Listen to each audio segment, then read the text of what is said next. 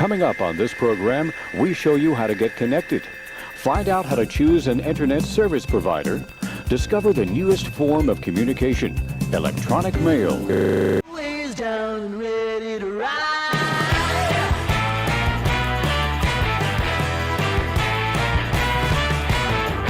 One by one, billion by billion, been holding up half the sky. Raise your hand if you're ready and willing, if you know it's time. Time for a girl on time. Time for a girl on time. Time for a Hi, everybody. I hope everybody's doing well today. I am glad you're here. I know we talked yesterday about doing a 2.5-hour case today, but I actually got really busy this morning getting more court. This is the problem. This is sort of the trap that I fall into every day when there's more court. So I have that case. We're gonna watch it either tomorrow or this weekend. But because I have to work tonight and I was busy grabbing other court this morning, we're just gonna watch a 1-hour hearing. Oh, it's so terrible. But yeah, I hope you understand. And it's not like we're not gonna watch that other case, but again, it's so difficult for me to I woke up this morning with the intention of not recording new court. I was like, you've got literally terabytes of court. Why don't we just focus today on what happens? But then, you know what happens? A little ding on my phone, and YouTube Daddy's like, are you sure you didn't want to watch this one? And then YouTube Daddy's like, oh, what about this one? And then all of a sudden I'm recording on my phone. I'm recording on my computer. I can't even check my messages. And the day has gotten away with me. Anyways, the good news is I have coffee-ish. I have about half a coffee left. Bad news is I broke the lid off this mug, you guys. So that fucking sucks. But, see, that's YouTube Daddy right now. Oh, did you want to watch some court in Kansas, Paisley? We know you love court. Not right now, YouTube Daddy, please. Please. You prey on my ADHD so much. So bad. So much. Okay, we're going to Tennessee. He deletes these usually right away, so there's a reason. I recorded this in 2x. We'll listen to it in half. It actually sounds normal. I checked. But I just have to grab it. John is doing yard work, but he says hello. Also, you guys, the guy who calls this court. God bless us all. God bless us all. Adam, I believe he's saying God bless us all. Now, in Canada, that is not something you would ever hear in like a business office or like a government office, but you would hear a territorial acknowledgement where the government official that's leading a meeting would acknowledge that we are on unceded traditional territory of, like, for in my example, the Lekwungen speaking people. Anyways, I always thought that was interesting when I started working. But they say, God bless America and the great state of Tennessee, or something like that.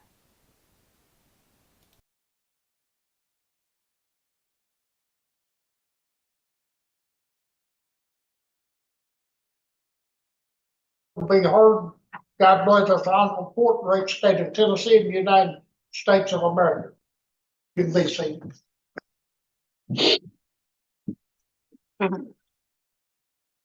All right, good morning. We have 2 cases on the docket today. Call the first case. Brian Tyler Rye versus Elizabeth Nicole Rye.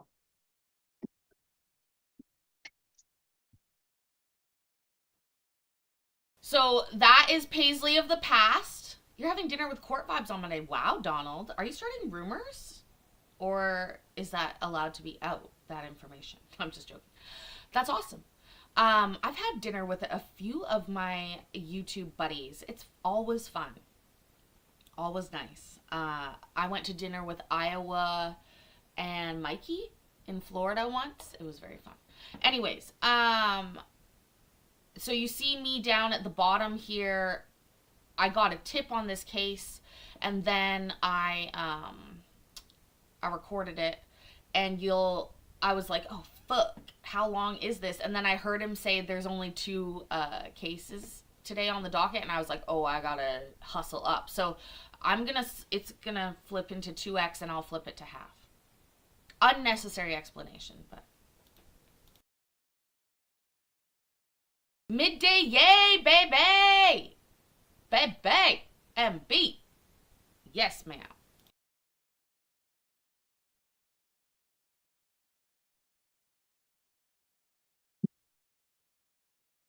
Morning. This is here today on a hearing for a extension of a temporary restraining order that was issued by me last week, I think it was. And because of the nature of the statutes on restraining order, they expire after 15 days. So I wanted to have a hearing, make sure of whether or not there should or should not be an extension of that restraining order. So I am ready to hear this matter. Is there anything I know you two may or may not have talked about this case? I do not, Your Honor. I do have a preliminary matter that I'd like to address with the All right. board. After I reviewed the file and I reviewed what service packet my client received, it does not appear that petitioner's counsel or petitioners in compliance with Rule 6503 of the Tennessee Rules of Civil Procedure. In what regard?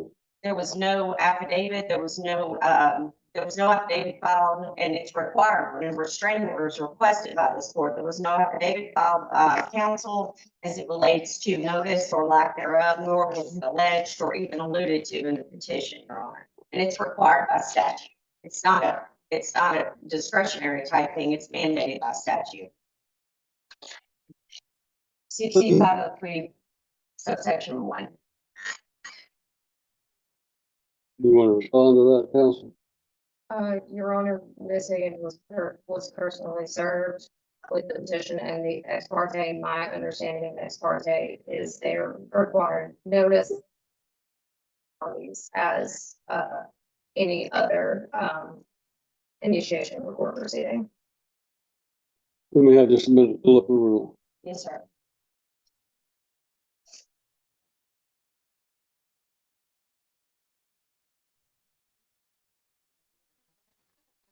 Okay, so procedurally, hi Christy. Procedurally, I know MB. And first of all, I just want to let you guys know I listened to this in 2x.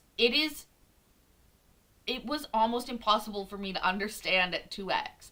I actually normally can understand court at 2x, but for some reason the accent was incredibly hard for me to pick up on. So while I went back and checked a little bit on this case, I don't know what all was said exactly because I could not. So you're relying upon catch it. subsection B of 65.03, subsection 1B, where it says that the attorney pro se applicant can certify in writing efforts made to give notice of the reasons why it should not be required. Yes, sir. 6503, and specifically, yes, sir. When authorized, the court may issue a temporary restraining order without written or oral notice to the adverse party or its attorney, only if subsection A is that specific facts in an affidavit or verified complaint clearly show that immediate or irreparable injury, loss, or damage will result in the applicant before the adverse party can be heard in opposition. And subsection B, the appellate's attorney or pro se applicant certifies in writing efforts made to give notice and the reasons why it should not be required. And that is required prior to or at the time of the filing of the petition, not subsequent to and after the granting of the restraining order. And that's what these parties did. And there's still no 6503 affidavit or anything, again, that's alluded to as it relates to notice provided to my client prior to this restraining order being entered. And it is absolutely required by statute.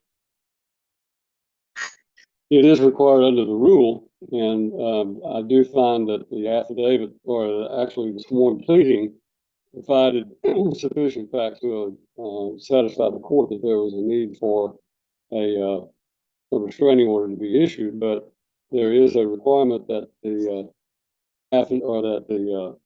pleading itself set forth any efforts to give notice or reasons why it should not be required. Now, that may be a provision of the rule that's oftentimes ignored, but it is part of the rule, and therefore it would be application would have to meet that rule in order to be accepted.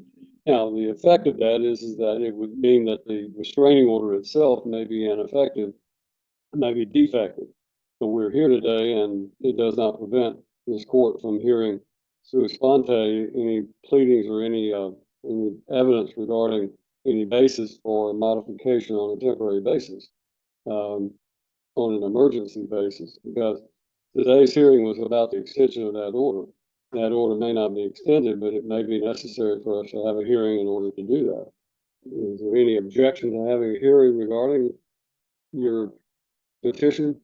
Well, if we're gonna, respectfully, Your Honor, if we're gonna argue why it should not be extended. My argument respectfully to the court is that it should never have been granted because petitioner was not in compliance with Rule 6503. And the purpose of that subsection of the rule is to give notice to the opposing party so that they can contest the issue of whether or not a restraining order is warranted, correct? It's not just to give notice, Your Honor. Respectfully, there's a huge checks and balances that 6503 protects the respondents more than anybody in a case where a petitioner is seeking an ex parte restraining order. It's to create a system of checks and balances to where that other party is either put on notice of, hey, I'm going up to the courthouse to file this petition because it absolutely affects your rights as it relates to your minor children.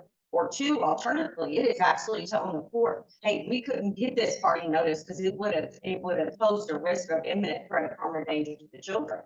I'm submitting to the court that this restraining order, it should be null and void on its face because they weren't in compliance with Rule 6503. I mean, I've read the rule over and over, both last night and this I understand your argument, excuse Yes, me sir. for interrupting. I understand your argument that Yes, it sir. is null and void. My question then becomes, is there any reason that this court that cannot conduct a hearing today as to whether or not there should be any order entered? The allegations in the petition cause this court to be concerned about the safety and well-being of the minor children, or else there would not have been a restraining order issued to begin with. I understand your argument about the fact that the order that was entered may have been defective under the rule, and it may be null and void. But the question then becomes, because this matter is within the purview of the court, and it is here on a pleading that otherwise is a legitimate pleading in this court, then the court has the duty and the obligation to conduct a hearing for the best interest of the minor children. Now, that hearing can be conducted today, or it can be conducted one day next week. Yes, sir. If necessary, to give you adequate time, since your argument is that the restraining order should not have been issued. I can give you a hearing date of the 24th, the 23rd, actually would be the 23rd of April. That would be next Wednesday, a week So, from today. so here's my position. If we are going to proceed for today, then I would submit to the court that the restraining order shouldn't be considered late. Whether we're arguing whether the restraining order should be extended, my position would be today, if we're going to go forward, that's not what we're arguing. Because I'm saying, my position to the court is that it should be null and void because of the statute and the fact that they're not in compliance with it should have never been entered. So if we're going to go forward today, they would be under the burden of TCA 36-6-405, which specifically says in a proceeding, we would be looking at a modification of a temporary parenting plan. And that statute, it puts them at a very, very high burden of proof as to whether they can show immediate irreparable harm to the minor children to modify the temporary parenting plan. So if we're going to proceed forward, I would ask that we be put under that particular provision because that would technically be the same as that we're into that. And my point the point that I'm trying to make is that if you believe that you need an adequate time because of this restraining order issue, then I can reset you for one day next week, or we'll go forward to the end of that standard. I would agree with you that if the restraining order is null and void, which I tend to agree that you're correct, because it didn't meet the criteria of Rule 65.03, then under those circumstances, we're here today on essentially the modification on a temporary basis of an existing parenting plan, which does require proof of immediate and irreparable harm and injury to the children. That I'm prepared to go forward with today. Are you prepared to go forward with that? Yes, Your All Honor. right, then we'll let you put on your proof. I'd ask for the rule, Your Honor. Rule has been requested. Anyone who's going to testify in this case must go outside of the courtroom and remain outside of the courtroom until you are called to testify. You're not to discuss the testimony of any other witness with anyone until you yourself have been called to testify. Counsel are under continuing duty to ensure that the rule is complied with. Whoa, okay, so we aren't always in Tennessee, but the rule is the rule is the rule wherever you go. The rule is that you cannot be there if you're going to testify. And we saw in the back there those people leaving. It's interesting to listen. You know, Zoom court has added a lot of complications to invoking the rule. In Texas, we do hear people invoke the rule sometimes belatedly. They'll talk about it like, oh, well, we didn't. But in this case, it appears that they have invoked the rule. And they're going to go forward. So what has happened was the dad has come forth with some allegations about mom's boyfriend and got a temporary restraining order. Mom's lawyer is arguing that wasn't presented with all of the required information and therefore should be null and void. The judge has just said he tends to agree with that. So now they're going forth on a modification of parenting, which has a much higher standard of proof. So I don't know how confident I would feel if my lawyer didn't do the first part properly, but let's see what happens. All right, so that we're clear, the court agrees with respondent counsel that the temporary restraining order is to be considered null and void based upon the fact that there was no compliance with Rule 65.03, subsection 1B, I think it is, that there was no effort made to notify the opposing party or show demonstrated reasons why it should not be notified. So, Ms. Courier, are you ready to call your first witness? Yes, Your Honor. I would like to call my client, Mr. Brian Taylor. All right, Mr. Wright, come forward, raise your right hand, let's put you under oath.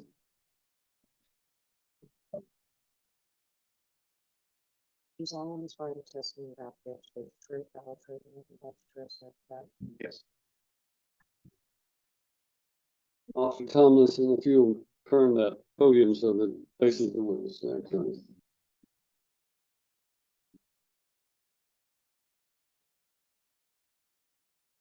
Can you please state your name? Brian Taylor. And Mr. Wright, do you have children within this Higgins? Yes, ma'am. All right, how many children do you have? And what are their names? Mallory Ruff and Jason Ruff, And their ages? 8 and 6. Okay, and you were previously married to Ms. Higgins? Correct. Okay, and as a result of that divorce, was there a parenting plan in her? Correct. Yes, so what is that current parenting plan? It's almost 100% 50-50 split decision also. And overall, prior to recently, how would you say that parenting plan has been going? For the most part, we've been fairly simple. Has anything recently changed that caused you concern? With the parenting plan, Yes. parenting plan, no. Okay. Have you been informed of anything concerning, regarding what happens with your children while they're at the Higgins home? Can you elaborate on that? Objection by your lay information as to how he would have this knowledge. Sustained.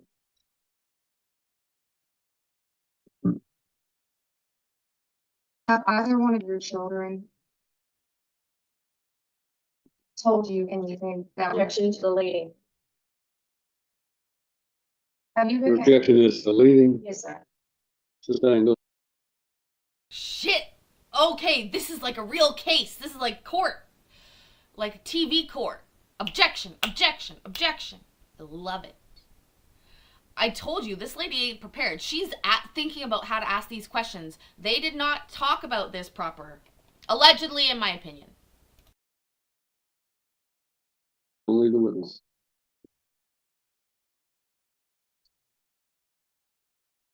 Have you become aware of any information that caused you concern? Yes, And how did you become aware of that? it was brought to me by my oldest daughter. And what was the nature of the conversations you had with your oldest daughter? One example of what she said, excessive drinking. Objections as to the hearsay. Well, there is an exception to hearsay regarding the information obtained from minor children of any sort of abuse, physical or sexual abuse. So I have to hear what the statement is to be able to determine whether it meets that exception or not. So I'm a trier of fact. So if it meets that exception, then it may be allowable. If it doesn't meet that exception, it may not be. Yes, sir. Ask the question again. What was the nature of the conversations that you had with your oldest daughter? So excessive drinking in a vehicle, also being yelled and screamed at, demoralized.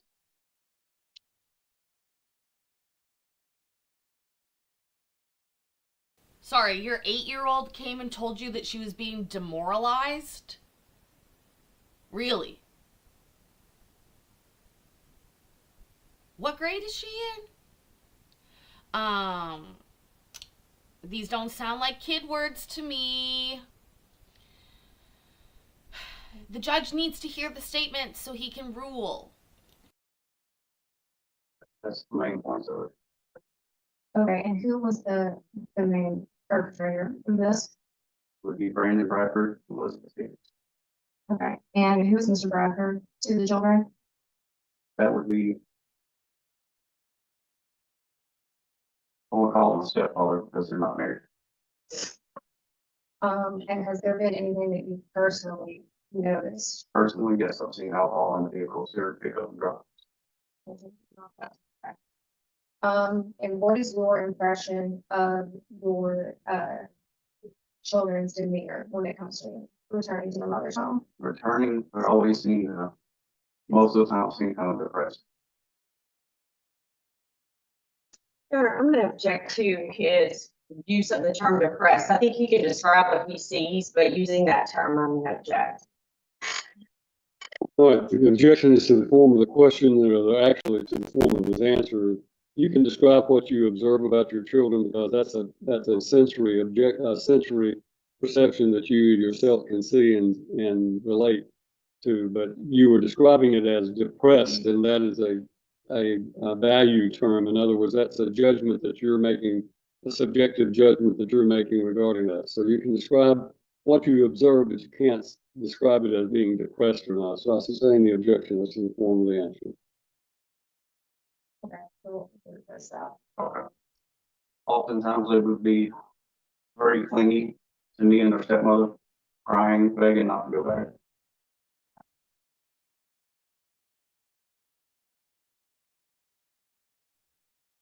And about how long would you say this behavior has been going on? For a while, at least over a year, but it's becoming more and more prevalent. Okay. So what, Over a year? But why didn't you make a motion before now? Yeah, MB, she appeared sad. Yeah. Again, these are things, this is hard. Like when he's talking about a year, it's been going on for a year. Well, why the sudden urgency? what has brought you to this point to feel the need to contact my office and have our office file this petition for modification? Okay, drop off, the last drop off we had, Mr. Bradford was drinking in a side by side while dropping the kids off. And then Caitlin came to us Sunday saying she's fearful of going back. So do you believe it is in the children's best interest for temporary modification of the parenting plan to occur? Do you think that they are in immediate threat upon if the parenting plan is not modified? Yes. Are you concerned what's gonna happen to your children? Yes. I have nothing further from Mr. Honor. All right. And hold on a second, you don't get off that easy. So you have questions for this witness? Oh, well, you do get off that easy. Thank you. You may sit down. You may call your next witness. I'll let you call, Ms. Bailey, right?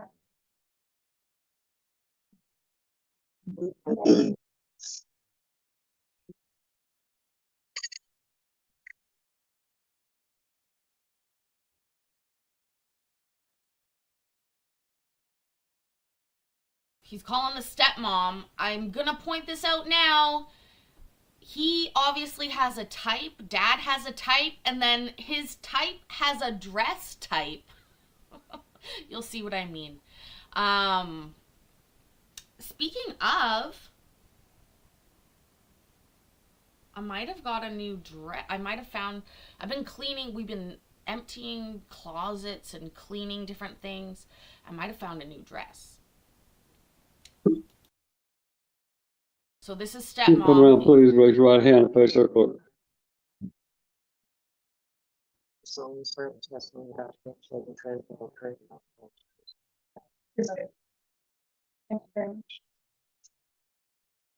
Right up there to that microphone and speak clearly into it, please. Yes, sir. Can you please state your name? Bailey Wainwright. And Ms. Wright, how do you know Mr. Brian Wright? He's my husband. And have you interacted with the children he has with Ms. Higgins? Yes, since 2022. How would you describe your relationship with the children? They're my many shadows. We're very close. So are you pretty familiar with the interactions that, Mr. Wright currently has with Ms. Higgins, the children's mother? Yes. How would you describe, your opinion of their interactions, their co-parenting? For the most part, they're completely civil. I mean, any discretions, they try and sort them out. Has something recently changed, that has caused you concern? Yes. And how were you made aware of this? At our last custody exchange where we picked up the girls, we noticed that Brandon had been drinking and driving again, and then Caitlin brought it to our attention Sunday.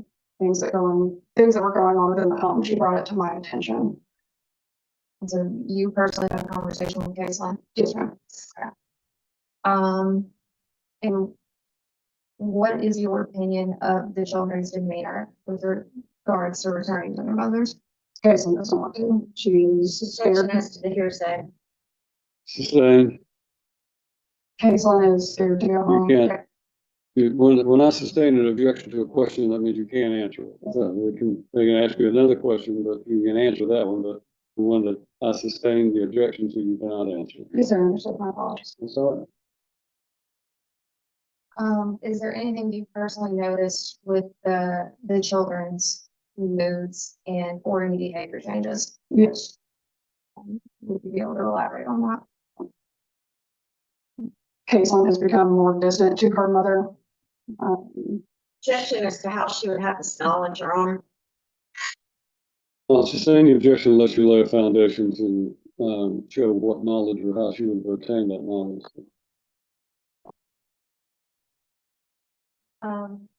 Have you had any conversations with Caitlin about the concerns she has with returning to her mother? Yes, multiple. Okay, and what is your opinion of the nature of those conversations? They come off very true, and Caitlin, typically she wouldn't bring stuff like that up. So for her to bring it to her attention, and this is the second time she's brought it to my attention. The first one was back in February after her well child visit, where I had a conversation with Ms. Higgins about it. After the well child that her and I both attended for the children. And then I explained to Caitlin her wishes weren't able to be done due to she couldn't just stay with us full time. We couldn't keep her from Objection doing to the that. hearsay. She's getting in at back door. She's saying what the child told her. Sustain the objection.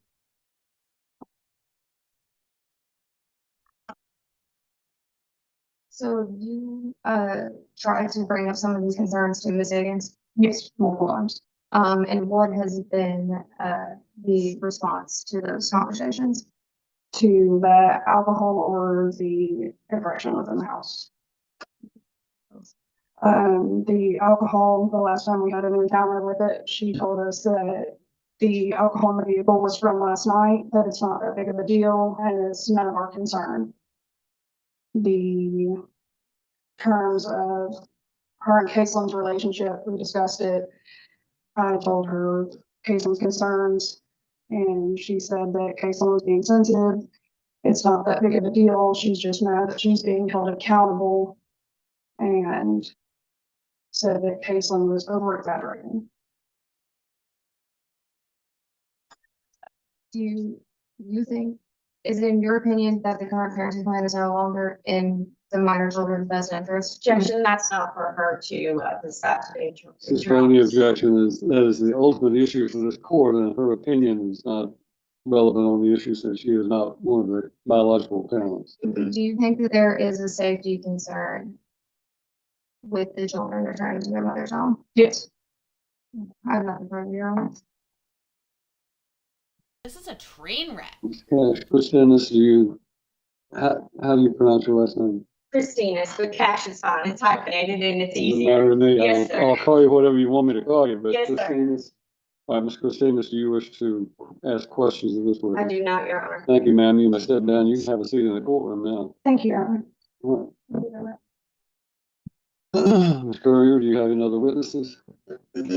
Your Honor, I'm not sure how you want to address this. The child is present. I'm not sure if you would like to hear from her in a private setting, but she is where the nature of my client's concerns have come from, so it may be beneficial here. How old is the child? She is 8. 8. Well, if you're calling a child of 8 years of age as a fact witness, then there are two options. One of them, you can put her on the stand and let her testify in open court. The other is that you can, if both sides agree, you can have the testimony offered in chambers with counsel for the parties and the court staff, the only ones who would be present. We don't have a court reporter here, so it would just be the two lawyers for the parties, me and the court staff. The court would be present during that. But it requires the consent of both parties for that. You know, talk it over with, you have any opposition to this child testifying in chambers? Your Honor, I guess this is completely at Your Honor's discretion. I would prefer us to not put this little 8-year-old girl I would through a prefer traumatic that too. situation. For the court to hear the remainder of the proof and decide if the child's testimony is going to be necessary. This is something she'll never forget for the rest of her life, having being called to do this. But if the court is going to go ahead and take her up in the order that the petitioners are preferring to do, I am absolutely in agreement to being in chambers. Do you have any other proof other than this child? No, Your Honor. Are you gonna offer any evidence of proof? Yes, sir. I'm gonna hear their proof before I make a decision on whether or not I'm gonna hear from this child. It is unfortunate that an 8-year-old child is required to come in and testify in a hearing. But based on the circumstances, it may be necessary to hear from the child in order to determine whether there's any significant threat to the child's well-being. But at this point, the court is required to consider the wishes of a child of 12 years of age or older. The greater weight to be given to the preferences of an older child. An 8-year-old child is one of those gray areas where the question of whether or not the child understands the right to tell the truth under oath and so forth becomes an issue. So I'm going to hear from the respondent's proof, and then I'm not foreclosing you to reopen your proof to have this child offered, but I'm going to hear what other evidence there is first. All right? Okay. Ms. Christina, as you wish to put on your proof, I'll allow you to do that now. Yes, Your Honor. I'd like to call my client, please. Ms. Higgins, if you'll come around, please. Here comes the OG version of his type.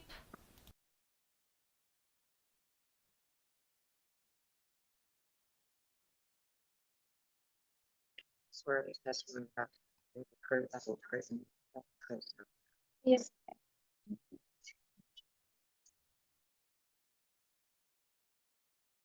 Say your name before. Elizabeth Nicole Higgins. Miss Higgins. Miss Higgins. No, we're saying thank you to Erica. Late fee accepted. You're here just in time. We're hearing mom's testimony on a temporary restraining order sought by dad. Please share funny news. We'd love to hear it. And thank you so much for the late fee.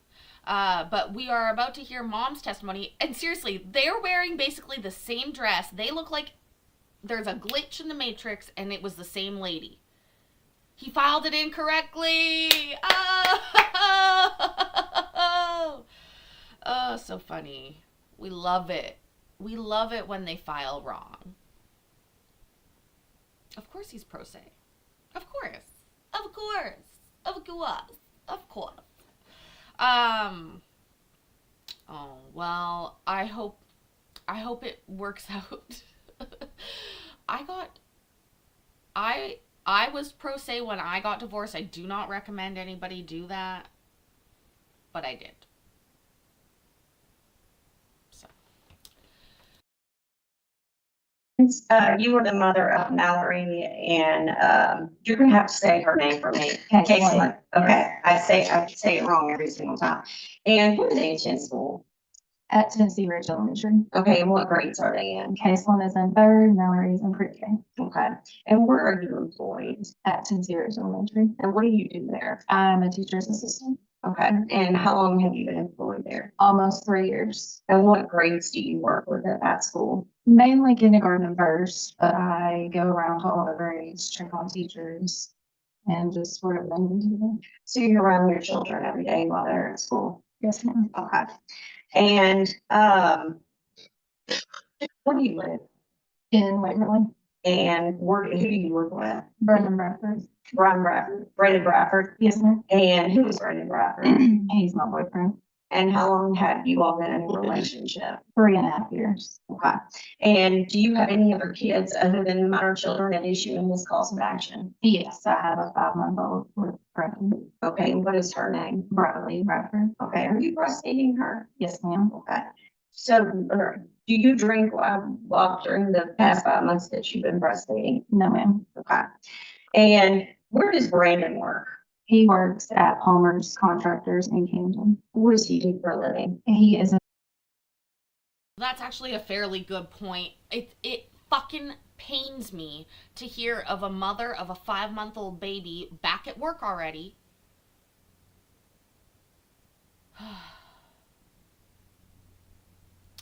You all deserve parental leave for a year.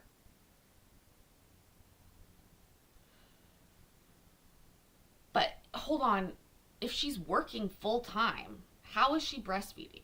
Is she just pumping? I have questions. This is the American way. I breastfed for 2.5 years, but I didn't work for those 2.5 years. So I worked as a mother, but not out of the home. So, my experience was different. in the Iron Workers Union And how long has he been employed at that current position? for about 2 years. Okay. And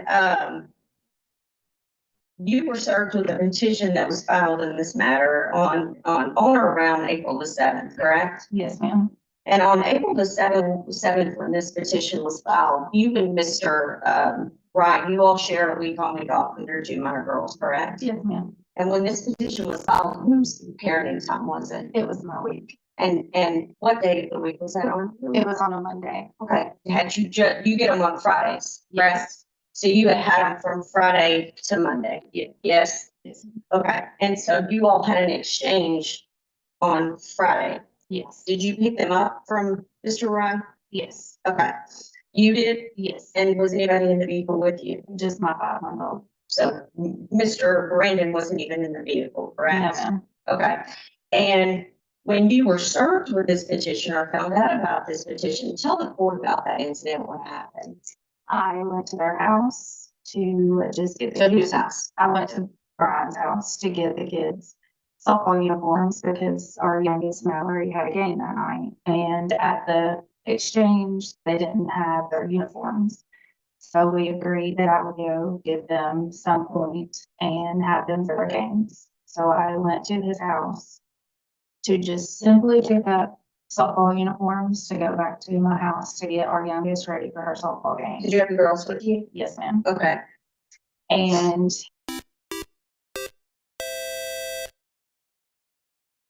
Oh, the dopamine flows. I gotta move that. Hold on.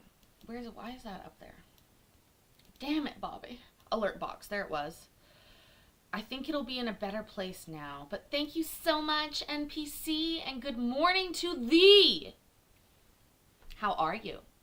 My coffee is almost done. I have one more sip. Hi, Sean. Nice to see you. I've got one more sip of coffee left. Oh, God, look at it. I love you, coffee. So thank you for that dopamine while my caffeine is running low. Brian approached my vehicle. Oh, that's way perfect. Thank you, Sean, for helping with the placement of this box over here and also for becoming a member. Guess what we're watching this week during members only? You guys, I have done more research into this. Turns out this was a contest by Axe Body Spray for 200 Canadians to go to camp to fraternize with hot girls. I don't know what's on the DVD, but damn am I excited to watch it. Ah, Lizette's in too. She's like, damn, yes, I'm in. I'm in. Woo! Yes, Lizette. That's right. Coming up Sunday, we are going to be watching this. I am fucking pumped. This is from 2004. Don't worry. We're all too old for it now, but in 2004, oh, the glory days. I was in grade 10. Grade 10 in 2004. With his mother and Bailey, and wanted them to get out of the vehicle to go inside the house to see what their meeting, Bailey's mom, had got in from vacation. And I said, that's fine, just make it quick, we have to get ready for softball. He took the kids in the house, and his mother is the one that handed me the paperwork. When she handed you the paperwork, what did she say to you? She said nothing. She didn't say to you, we're taking the children from you. No, that I immediately looked at the paper and I said, what is this about? She handed it to me, walked away. And that's when Bailey, who was still standing at my vehicle, said, we're taking the kids. So Mr. Ryan's wife said that to you. Yes. Could you still visibly see the two girls No, they were in his house at this point. before you left that or pulled out of the driveway that day? Were you able to see the girls? Yes. And what were their reactions? They were standing in his doorway crying because they didn't know why they couldn't go back to their mom, because in their minds, we were just getting softball uniforms and we were going back home to get ready for softball. Okay. And this was on a Monday. Yes, ma'am. Okay, so they go to school where you go to school, or they at school the following day. I went to Erin Elementary School, because at the time I didn't know, or the next day I actually didn't go to work. Okay. And So what I don't about, know if they were there or not. what about Wednesday? On Wednesday, I went to the other elementary school to work because I wanted to just have a day where I didn't have to worry about things. So I went to the other elementary school because I didn't know how they were going to react with the situation. And you hadn't yet met with me yet either, correct? Correct. And so you didn't know what kind of the restrictions were as it relates to the restraining order, correct? Correct. I thought that I wasn't allowed to be around them, period, Okay. What day were they brought back to school? on Thursday. And did you see your girls that day? Yes. And how did they act to you? You can't tell me what they said, but tell me what they did.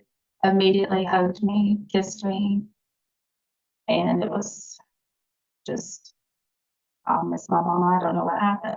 Did they say that to you? Yes. Okay. Did they make any comments to you as to going back to your house? Yes, Mallory, our youngest, was like, am I going home with you today? Can I go home with you today? And I just said, in a couple days, we'll see. Okay.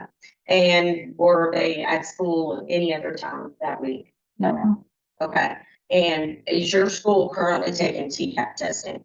Yes, ma'am. And as we sit here today, is your little third grader that's out in the hallway, is she supposed to be taking her little TCAP testing right now? Yes, ma'am. Was she at school yesterday and did she take it? Yes, ma'am. Okay, so I'm gonna talk to you a little bit about the allegations that have been made in this petition, okay? Yes, ma'am. Does your boyfriend or Brandon, does he drink alcohol? Yes, he does. Okay, and what is his level of drinking? Describe to the court the life and a day in the life of you guys.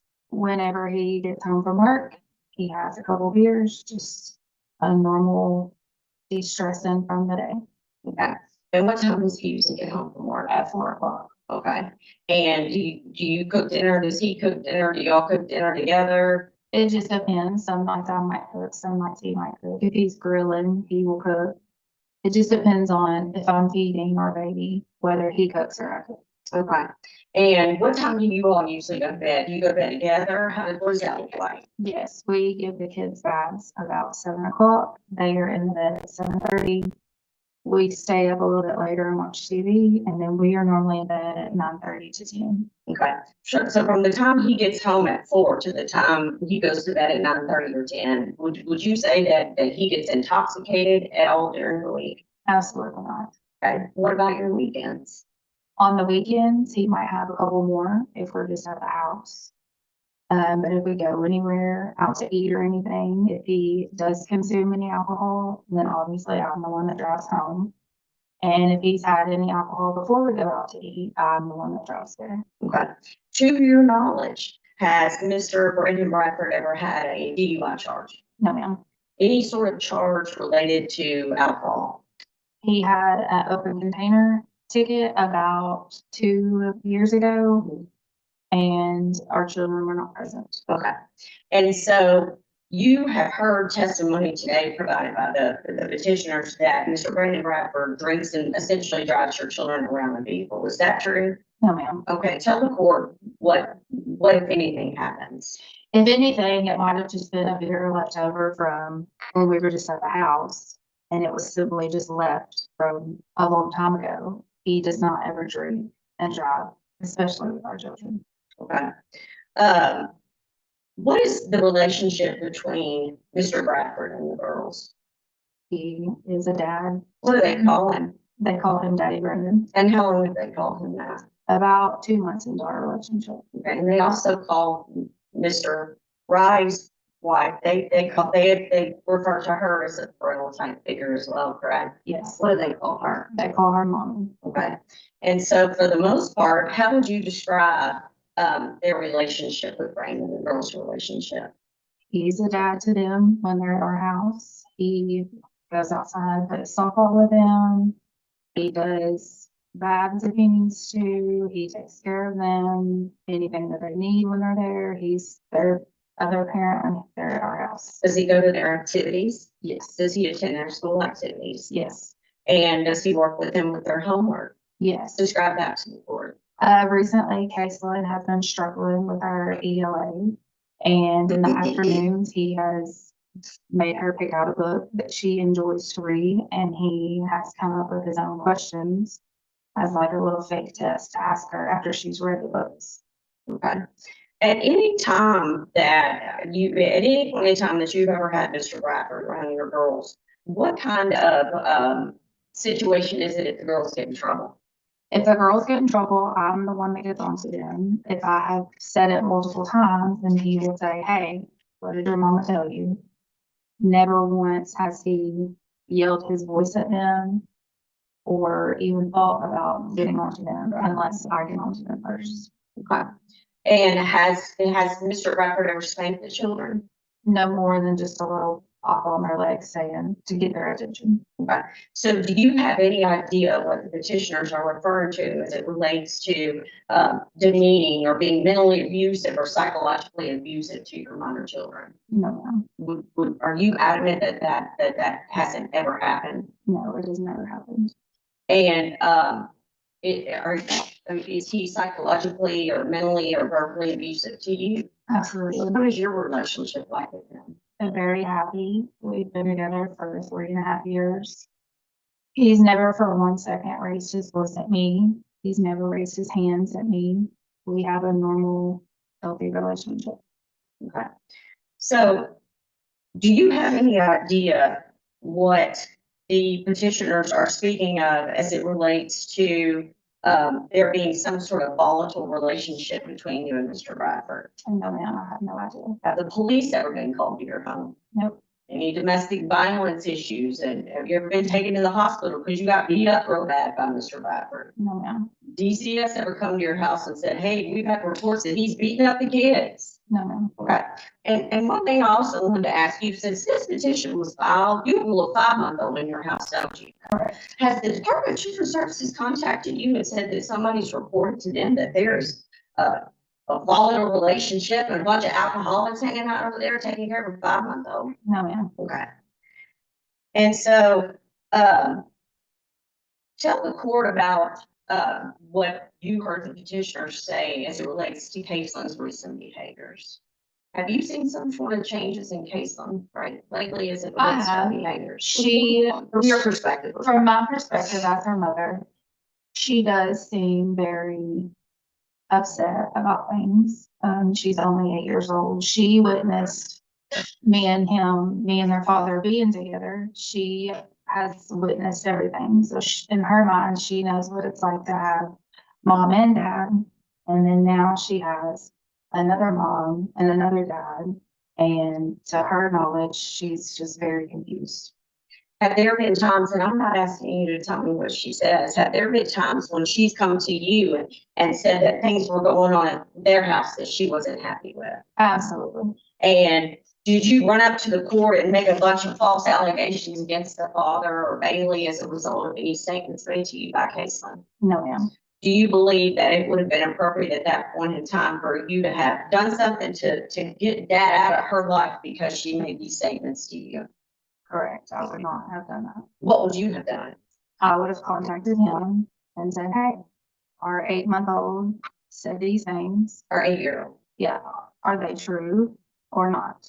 And have you done that in the past? I have. There's been times where she comes back to us and she says things because she's 8 years old. She doesn't understand certain situations. And she's come to us and said, hey, when I was at my daddy's, this happened.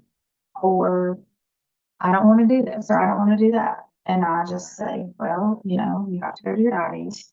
It'll be all right. And then we just try to help her through whatever situation she has. So tell the court, because there was some discussion or allegations in the petition filed by petitioners that relates to Caitlin needing some therapy. Tell the court about how that issue came about. And She's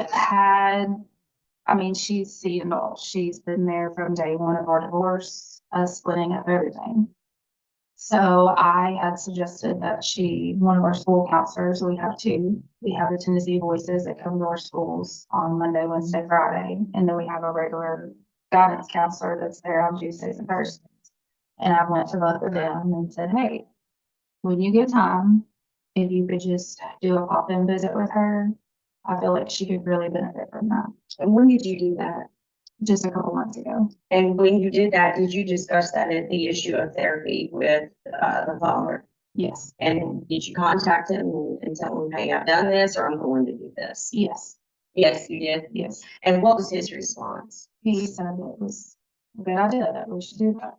Other than that particular discussion between you and father, have you all ever had any other discussions regarding getting Caitlin in the therapy? No. Never. Never. They've never reached out to you and said, we want to put the kids in therapy, and you said, no, I don't think that's a good idea. That never happened. No. Okay.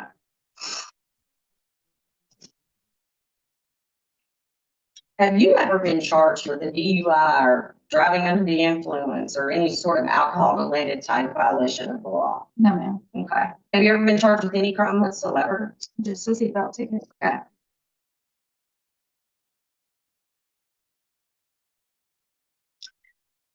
So recently in February of 2025, was there some discussion? How do you and Bailey and or Miss Ryan and Jen Walker, how do you all usually correspond with one another? Or a text message. You all usually correspond through text message? Yes, I have his phone number, which I think it's just an app phone number. And then I have her personal cell phone number. Okay.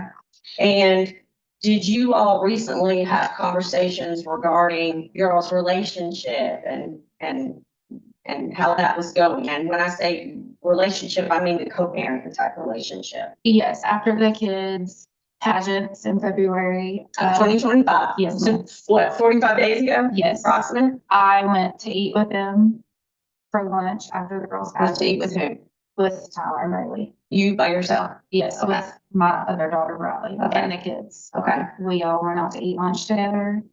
And the kids wanted me to come to lunch with them. And after we left lunch, Tyler contacted me and wanted to thank me about how great of a mom that I am for them. Okay. I'm gonna hand you a document and ask you to identify it. Yes, ma'am. Are these the text messages that you, how did he contact you that day?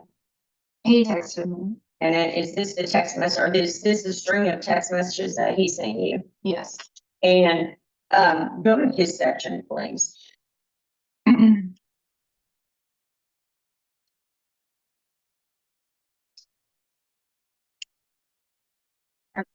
Did he say he had concerns about you drinking alcohol around the kids? No, ma'am. About you being an alcoholic or being verbally or psychologically abusive to them? No, ma'am. Did he say anything about Brandon doing those things? No, ma'am. In fact, he said the opposite, didn't he? Exactly. What did he say? Read that to the court. This first message is what Bailey had sent me. Miss Wright, his wife? Yes. Okay. And he said, you are and always will be their mama, and I'm proud to have you as their mother and do appreciate all you do. You always have done right by them and taken great care of them, and it's nice knowing Brendan's there for you and them. Like I said, I honestly feel like me and Brendan could be friends. Hell, him and I could maybe go together with Caitlin and get her back into hunting. Who knows?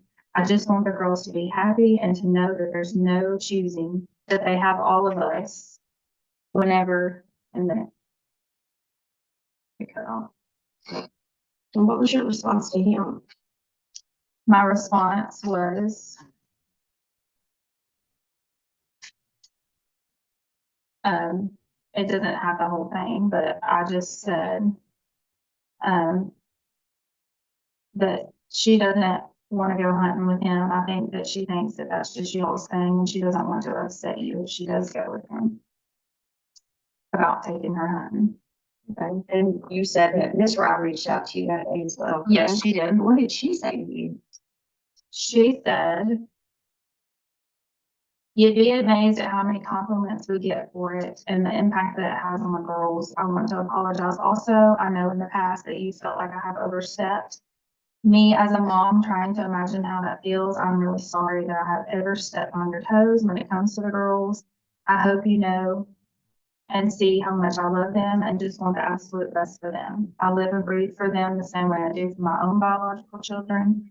But I'm also very thankful for all the work and effort you do for not only them, but for the community and co-parenting as well. Everything that comes with our lives we have. I guess what I'm getting at is thank you, and I'm very appreciative of you and all that you do, and Brendan, both for the girls. Y'all are more than just parents.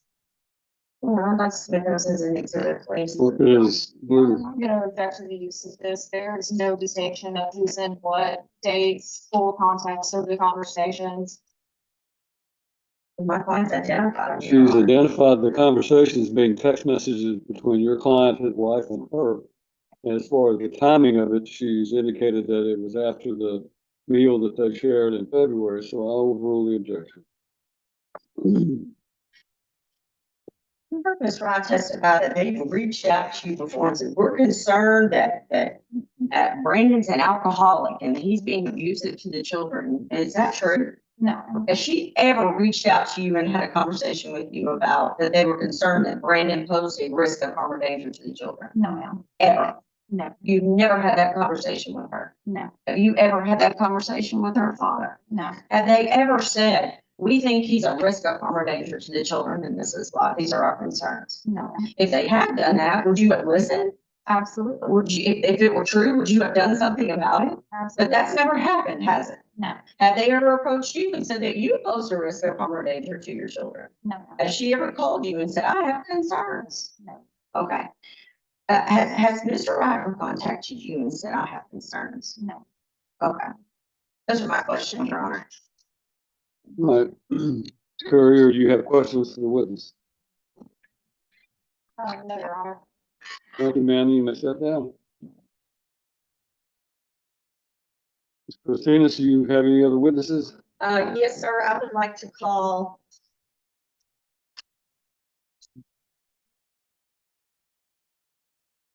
Hold on, I don't know this. Can you hurry up, ma'am? We have shit to do today. Emily Moore, she's on the hall. All right.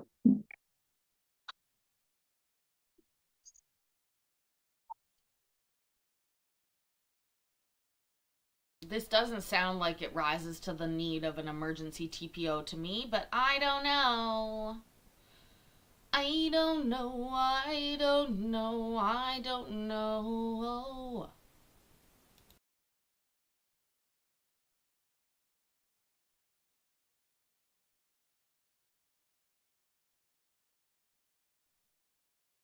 Or raise your right hand and be Oh, placed under oath. That's everybody. Raise your right damn hands.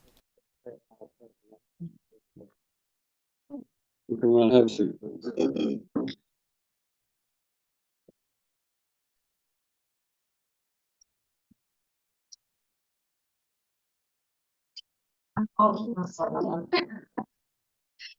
Hi, good morning. Please state your name for the court. Emily Moore. Ms. Moore, where are you employed? I'm employed at Tennessee Ridge Elementary School. And what's your position there?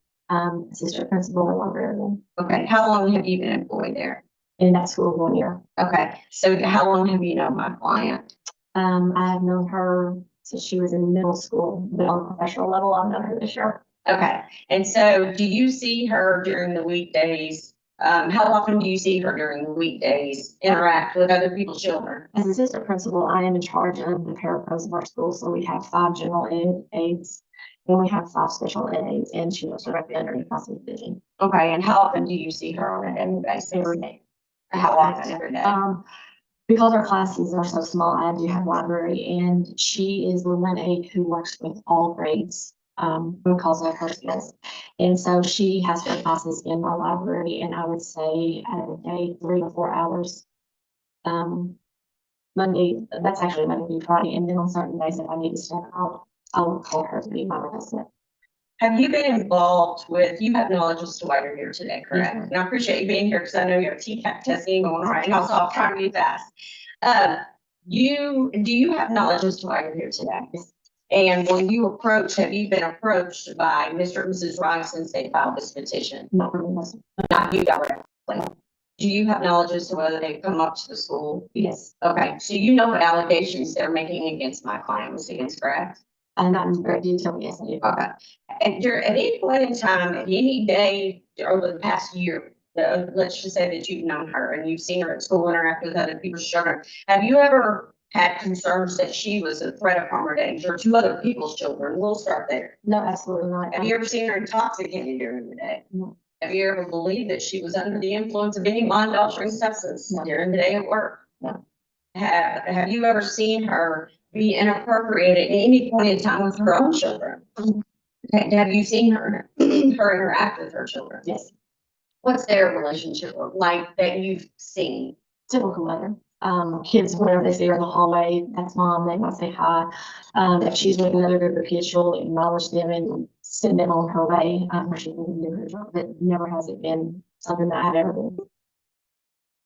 From what you've seen and observed, do you believe she meets all their needs? Have you ever had any concerns that they were in threat of harm or danger while in the care of their mother? Do you know her husband, Brandon?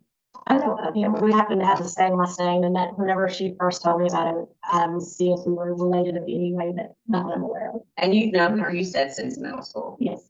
And so have you ever known or had reason to believe that she would be a threat of harm or danger to her children or anybody else's children? Absolutely not. Do you believe that she would ever have her children around anybody that would be a threat of harm or danger to I them? can see that. You believe she's a good mother?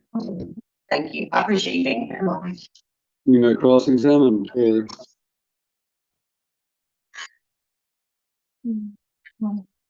So, I believe you just testified, you have never personally been around Miss Havens' boyfriend? No, no. Well, actually, I'm in the process of building a house, and it happens to be on Halls Creek Road. And the other day, they stopped and just toured the house, just a regular conversation. It was just the two of them and a baby, and other than that, no. So what kind of interactions have you had with Miss Havens and the children outside of school? Other than seeing them maybe in town, at the grocery store, something like that. Nothing. So do you have any personal knowledge of what actually goes on in Miss Havens' household? Other than her, just us working together, we're a very small school, and if there was something going on, we usually know the other dramas of people's lives.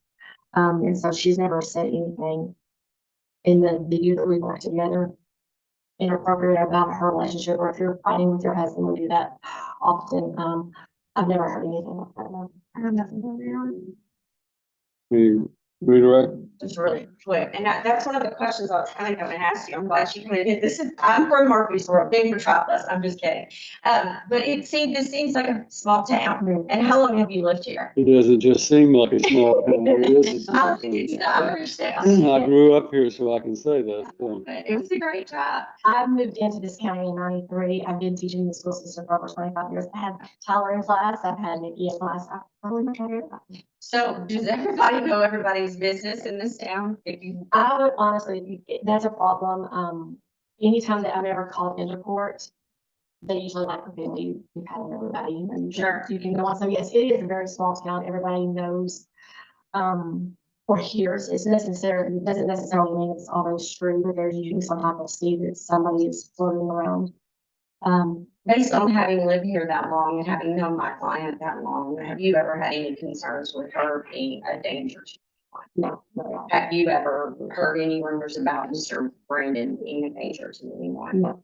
And you feel like that if there was some sort of volatile relationship between them, or she was being abused by him, or if the children were being abused, do you feel like you would know? I definitely think that we would have some type of insight just because it is a small town. Has that ever even been alluded to? Has that ever even been Never. a bleep on your radar? All right, those are my questions, Your Honor. Can you recross? Thank you, ma'am. You may step down and you may stay, or you may go and resume your job. So. Thank you very much. Any other witnesses? All right, they've rested their proof. I will tell you that, in my opinion, it is not going to be necessary for this court to hear from the minor child. And I don't make that decision lightly, but the fact of the matter is that it seems to me that the main issue in this case is the alcohol consumption, or the alleged alcohol consumption that's taking place. This indication that I've been given on this text messages, that's exactly the kind of relationship that this court often encourages, or always encourages, and always suggests to people that you try to have. Even Mr. Rye was talking about the parenting plan that worked well and so forth. Minor children are put in the middle of a divorce and then introduced to new parties on both sides, calling them Daddy Brandon, or calling Miss Rye Mommy, and so forth. That can be a little confusing to them. If they're not used to having a lot of alcohol in their life, and then suddenly they're at one party that's drinking regularly, that can be a problem as well. I don't believe that it's in this child's best interest for me to bring her in here and have her testify in a proceeding on a temporary basis. Instead, what I'm going to do is to put an order down. Obviously, the restraining order is dissolved because in this court's opinion, it was probably invalid at the time it was issued due to a lack of compliance with Rule 65.03. But instead, I'm going to put down a temporary order that's just going to say the following, that there will be no alcohol consumption by anyone in the home where these children are on both sides of this equation. Applies to Mr. Ryan and his family, applies to Ms. Higgins and her situation with Brandon. You only have the children every other week. That's what and if Brandon can't stop drinking alcohol every day for 1 week, then he has an alcohol problem and he needs to get that addressed. He sounds like he's not had I mean, I understand the allegations are there and this is a temporary hearing, so I may hear more proof that concerns this issue later or one of the other judges. But on a temporary basis, I'm simply going to say that he will not be consuming alcohol. And you're saying you don't consume alcohol because you're breastfeeding, so it won't be a problem for you not to consume alcohol. During the week that the children are present, during the time that you're exercising your residential time under the shared parenting, there will be no alcohol in the home or consumed while these children are present. Absolutely no driving while these children are present while the driver has been consuming alcohol, period. One of our old judges, Alan Wallace, used to say, I don't want any alcohol in your own. That just simply means if you have alcohol in the refrigerator, then that creates an image of alcohol consumption. So just don't have it there when the kids are there with you. Same thing goes with you, Mr. Ryan. If it's good for the goose, it's good for the gander. You have to live with that. I don't know if you drink or don't. There's no allegation that you're consuming alcohol to the test. We're just going to eliminate that as an issue for these kids and let them not have to worry about whether or not somebody's drinking too much or every day they're drinking alcohol. The other thing I'm going to put down an order on is that only the biological parents will impose physical discipline on these children. Brandon may be a great guy, but he doesn't need to be the one who's imposing physical discipline. I mean, popping him on the bottom like you testified to. That stops now on a temporary basis. I will leave it up to the parties as to whether or not they feel like there needs to be a guardian ad litem. I've heard no proof at this point that would indicate to me that there is a substantial risk of harm or injury to the children once this alcohol issue is eliminated. And I think the parties can agree on a guardian ad litem, or you can file a motion for a guardian ad litem if you deem that to be necessary. But at this point, a guardian ad litem is someone who basically protects the children's interest. At this point, I'm not going to put you to that level, but if the parties can consult or you file a motion for a guardian ad litem, then whoever hears that motion can certainly appoint a guardian ad litem if necessary. But I would simply reiterate the fact that there may be something has happened that has not really been able to come to light. There are rules regarding allegations made outside of the courtroom being brought in that have to be very reliable before that type of hearsay can come in. But I am simply saying that these messages that you sent back in February, and they are dated February the 3rd, reflect the very type of relationship that I hope that you two can have in co-parenting. And that is both of you appreciate the other for what they're doing. Both of you are complimentary towards the other. And I think that if you do that, then these issues can resolve themselves. Communication is the key in any co-parenting relationship. So in any event, this court's ruling is as follows. Number one, the restraining order is dissolved. Number two, parties will go back to their parenting plan that they previously had. She will have the children effective from today at 5 o'clock or after school, let's say after school, because of the fact that her week was interrupted by this restraining order. And then when she has the children starting today to the end of the weekend, that they'll exchange on their normal time. That'll give you some of the week you lost. And then you'll go back to the regular week on, week off until a final hearing in this case. And then, as I've stated, there will be no alcohol consumed or possessed by either party when the children are present in your home. Physical discipline will be only imposed by the biological parents. Anything else? Yes, sir. Well, the court also consider entering restraining or restraining and enjoining both parties from discussing the issues currently pending before the court with the minor children in their presence. Well, that's a typical scenario. I'm of the opinion that that is an appropriate thing to restrain the parties from discussing any issue about this case with the minor children. Um, because of the nature of the, does either side have any opposition to appointing a guardian ad litem at this juncture? I just think the issue being, from Mr. Rice's perspective, the children are allegedly telling him things that cause him concerns. He can't discuss it with them, so he's handicapped by trying to protect his children. The guardian ad litem would be someone who would, in my opinion, would probably be the most appropriate way to do that. Do you have someone other than Ms. Coffenberry who's been sitting in this courtroom that would serve as guardian ad litem? All right, we'll appoint. Ms. Coffenberry, do you have any problems serving as a guardian ad litem in this? I think she represented my client in the divorce. Then that would be a conflict. Let's, So, both her families, and so I didn't know if I had done something for her or had talked about something before, but it seemed like it may have. let's,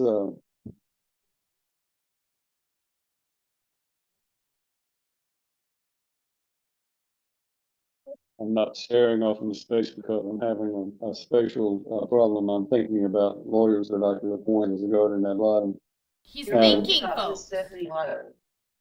Who? Stephanie Lowe from Dixon. Oh, sure, yeah, Stephanie Lowe would be Stephanie. she's now practicing, so I think Stephanie Lowe would be a good, she's in Dixon County.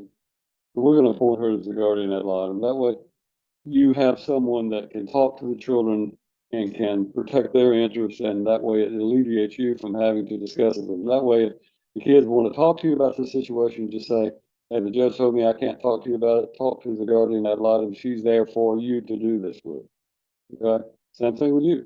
You know, some issue that comes up with the kids, you tell them that you can't talk to them about it, but you can let the guardian ad litem be their voice.